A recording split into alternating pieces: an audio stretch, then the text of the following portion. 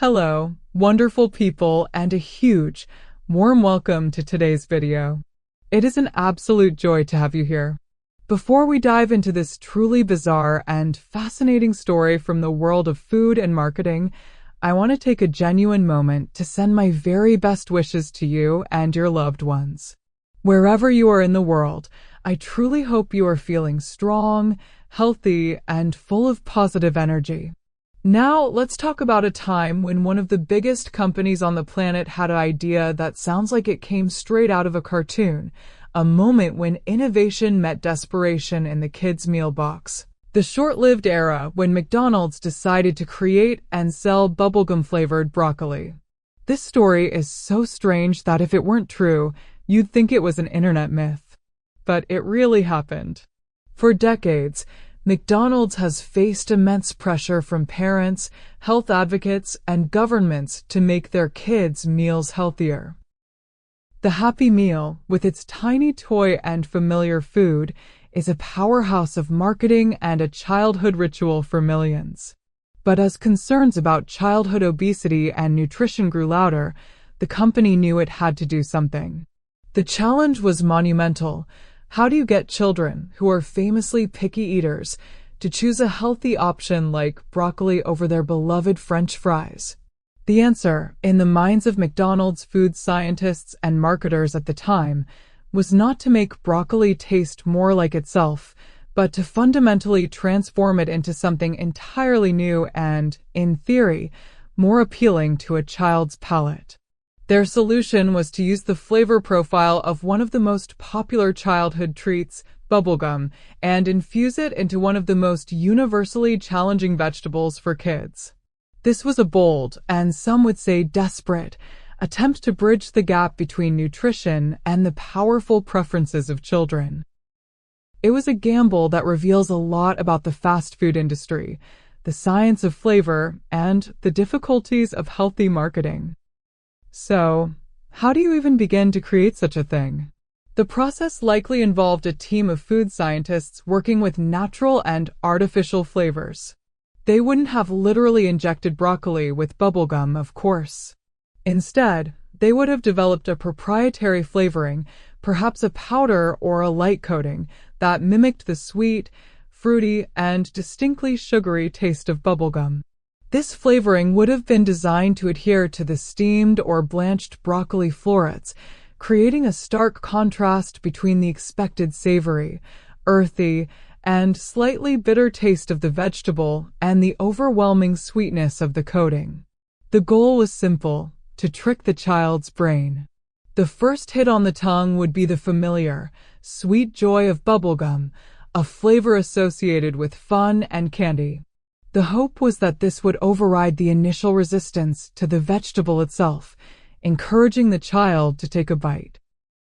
Once that first barrier was crossed, perhaps the child would find the textural experience of the broccoli acceptable enough to keep eating, thereby consuming the vitamins, fiber, and nutrients that parents wanted them to have. It was a theory built on the idea of a Trojan horse, hiding the healthy soldier inside the sweet, appealing horse. Unsurprisingly, this experiment did not last long. While the exact timeline is murky and it was likely a test in only certain markets, it faded into obscurity for some very good reasons. First and foremost, the concept is fundamentally confusing to the senses. Our brains have certain expectations about food. The smell and sight of broccoli prepare us for a savory experience. When the flavor that hits the tongue is the potent, synthetic sweetness of bubblegum, it creates a sensory dissonance that most people, especially children, find unpleasant and off-putting. It's neither good broccoli nor good bubblegum. It exists in a strange, unsettling middle ground that satisfies no one. Imagine biting into a piece of chocolate that tastes like fried chicken, or a potato chip that tastes like vanilla ice cream. The mismatch is too extreme. Secondly, the very idea likely offended both sides of the debate. For parents actually seeking healthier options, coating a vegetable in sugary flavoring arguably defeated the entire purpose. It was merely adding sugar and artificial ingredients to a healthy food, not actually encouraging a love for the natural taste of vegetables. For children, it was still, at its core, broccoli. The texture, the shape, the look, it was all still a vegetable, and a sweet coating couldn't fully disguise that fact for most kids. It was a solution that misunderstood the problem. The challenge isn't just to make healthy food sweet, it's to make healthy food appealing in its own right. The story of bubblegum-flavored broccoli is more than just a funny failed experiment. It's a powerful lesson in marketing, nutrition, and the psychology of food.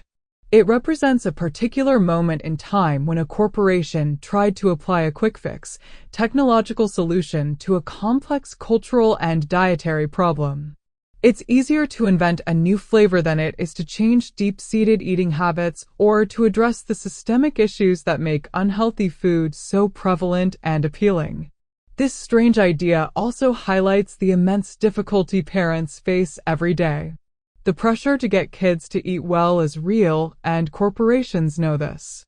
They know that the health of a kid's meal is a major selling point for parents, even if the kids themselves are motivated by the toy and the fries. The bubblegum broccoli was an attempt to cater to both audiences simultaneously, but it ended up pleasing neither. Ultimately, McDonald's and other chains have found more successful, if still imperfect, ways to address this issue. They've added options like apple slices, yogurt, and water to the Happy Meal, and they've reduced portion sizes. They've learned that presenting whole, recognizable foods is often a better strategy than creating Frankenstein-like hybrids that confuse the palate. The ghost of bubblegum broccoli serves as a reminder that some ideas look better on a whiteboard in a corporate office than they do on a tray in a busy restaurant. It's a testament to the fact that you can't just put a fun flavor on a problem and hope it goes away. True change requires a more thoughtful and holistic approach. Thank you so much for joining me on this journey into one of fast food's most curious chapters. Take care of yourselves and each other, and I'll see you in the next video.